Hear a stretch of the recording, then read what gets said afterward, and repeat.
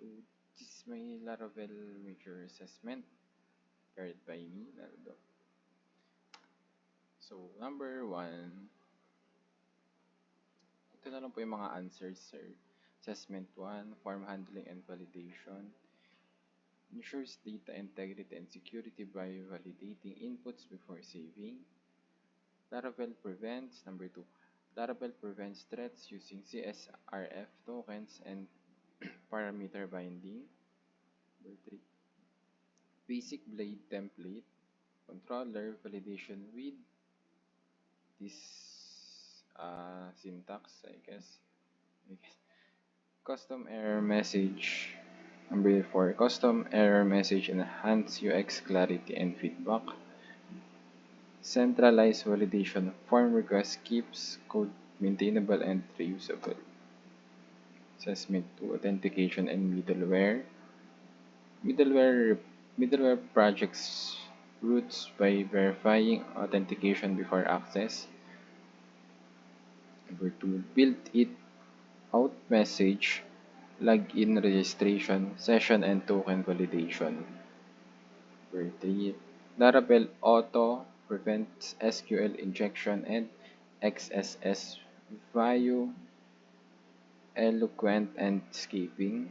Number 4, custom middleware limits routes, etc. is ISAdmin for admin-only pages. Number 5, skills using token-based out. Saktum, passport, and efficient session.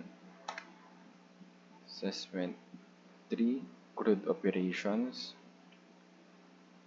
Create. Blade form submits to controllers storing validate data.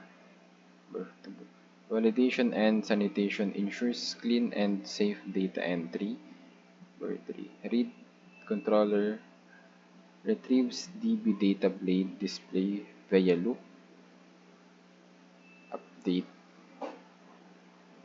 Form fills all data. Submit controller updates entry. And last, delete. Uses CSRF protected forms and confirm dialog for safety. And last, assessment 4, Google reCAPTCHA integration. reCAPTCHA prevents bots for submitting fake forms. Obtain site secret keys from Google. Update domain for production.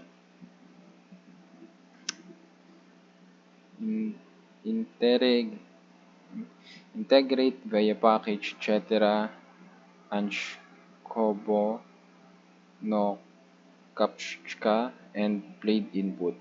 Therefore, validate using secret key and Google API response. And last, custom error messages helps users retry easily when verification fails. And conclusion, Laravel's robot validation, authentication, CRUD, and security tools make it ideal for secure and scalable web apps.